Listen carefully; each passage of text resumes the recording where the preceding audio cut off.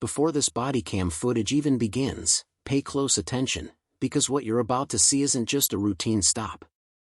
It's a perfect example of how quickly a simple conversation between police and a civilian can escalate when both sides believe they're the ones in the right. Watch closely, every word, every pause, every refusal plays a legal role. And trust me, what happens next sets the tone for the entire encounter. I'm afraid. Why can't you? Because there's nothing stopping me from being here. I've just walked up here. I'm not. You just need to come down there. I don't need to go anywhere. You don't mind you're on the path, but not here. There's traffic coming up and down. So yeah, well that's why I'm on the footpath bit. That gate, I'm going to go through. Yeah, but I'm on the footpath bit, aren't I? Yeah, but how do we know they're going to go through the gate? I'm not going to go over. Well, is it not a secure gate? So just step downstairs for us. No. I've got implied right of access here. No, you haven't. I do. You haven't got access to here. Yeah, not in there, but here it's fine. That's why there's a gate there. Well, we're telling you, we want you to stand over there. Well, I don't take all this. This is where things get interesting.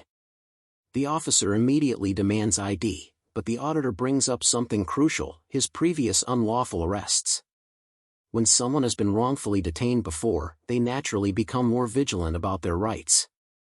In UK law, simply being asked for ID does not automatically create a legal obligation to hand it over, unless specific powers are being invoked. Notice how the officer asks for ID, but doesn't actually state the legal authority behind the request. That missing step is where the tension begins.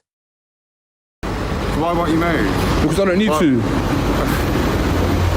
Because look, alright, beyond there it's fine, but here there's no gate stopping me from being here, so I can be here. There's nothing stopping you. This is why we're here. Stand here all day if you want, in the rain. Alright, let's stand here then.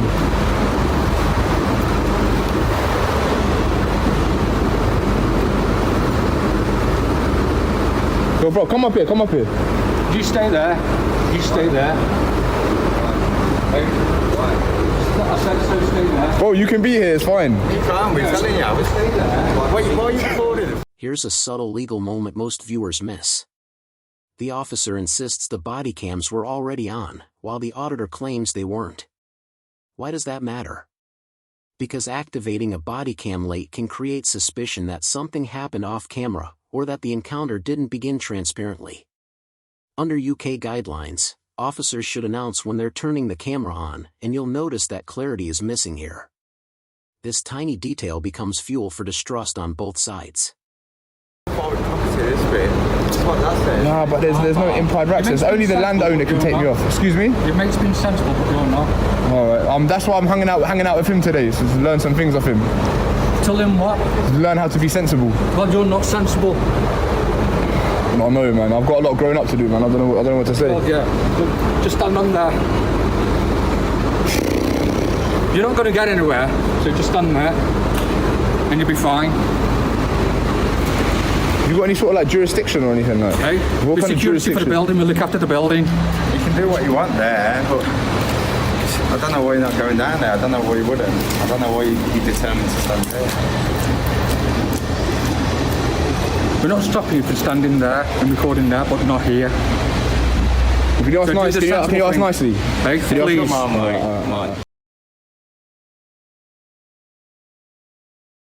Now we're entering dangerous territory, allegations based on witness statements. The officer claims there are 3 witnesses, but refuses to say what law has actually been broken. In UK policing, simply having witnesses does not automatically justify detaining someone unless their statements point to a clear offence, like harassment, threats, or disorderly behaviour. The auditor is right to challenge the lack of specifics. When an officer can't name the offence, the power to detain becomes legally shaky. This is where many disputes turn into formal complaints. They weren't. Like, you know what I mean? Yeah, I hear that, Because they were going to get rowdy, then it was, you know what I mean? That never works. Nah, bro, every place we've gone to has been dead. I don't understand. Or should we go back up? Were they stopping, are they? Yeah. Come on, man.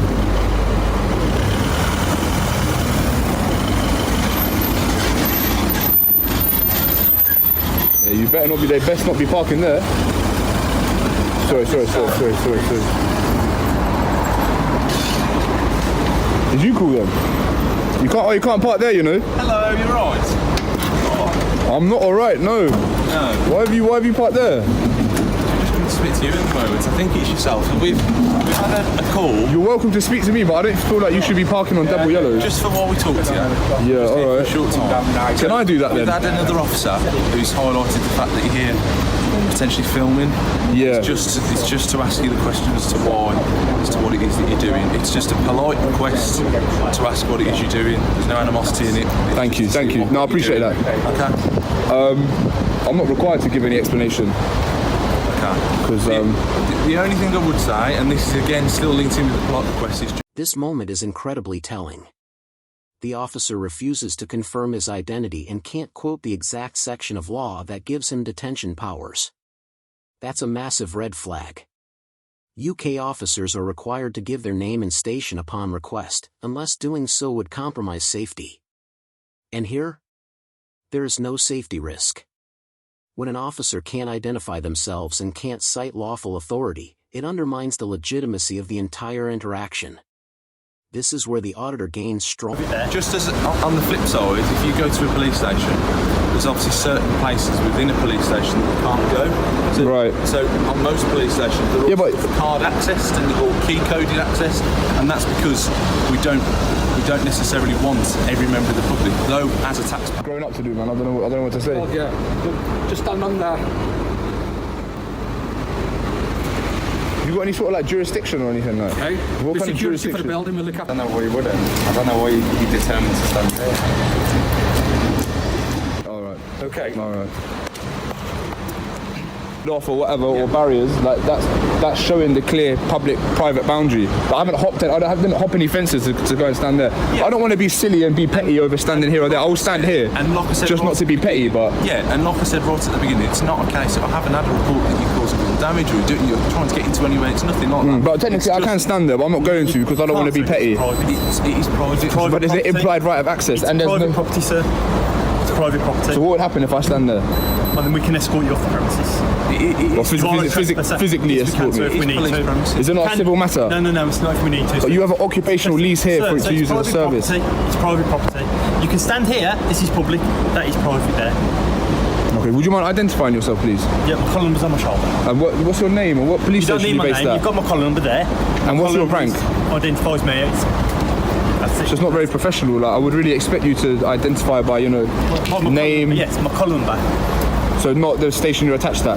My collar number's there. Okay, yourself. Basically, Harwood 2256 on based. So why couldn't you just do what he done? It's not a requirement. It's not a requirement. It is a requirement. No, it's not, a requirement to provide. It's not. Oh, but don't get angry, man. Chill out, man. No, you're getting a little bit angry, but talk I'm saying properly. you can have my collar number with pleasure. That's not a problem at all. Just relax, like. I am relaxed. You're not de-escalating the situation too good. I'm not. I'm being relaxed. And Miss, finally, would you mind identifying? My collar number is 22655.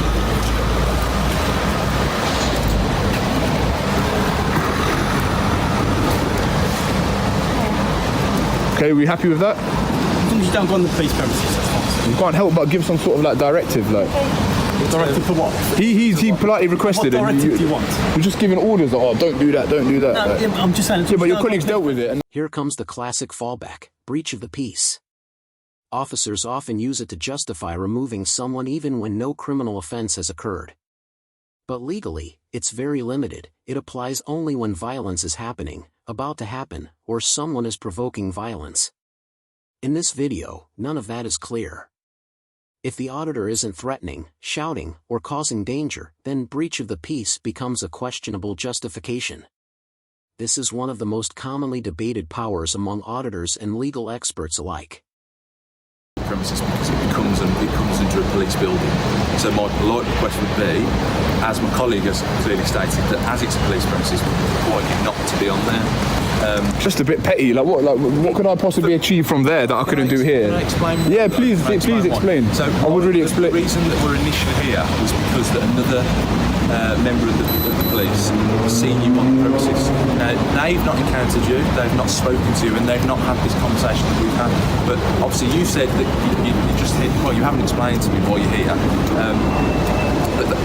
it's just a concern. Do you know what I mean? If somebody's on a police premises, they raise that. Have I ceased your concerns now? Say it again. Have I ceased your suspicion?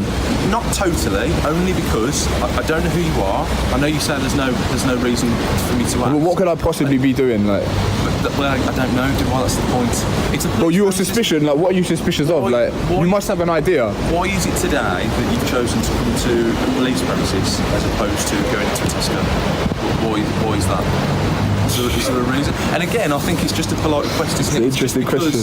I don't have any business at Tesco. My job as a police officer is to be making sure that everything is, law and order. And if somebody's stood on a police premises, then I've got a reason to ask that. Likewise, if you worked at Tesco, but you came in with a camera in Tesco or around Tesco, as a worker for Tesco, it would probably be my duty to come over and say, hi, is there anything I can help you with? And that's all I'm doing.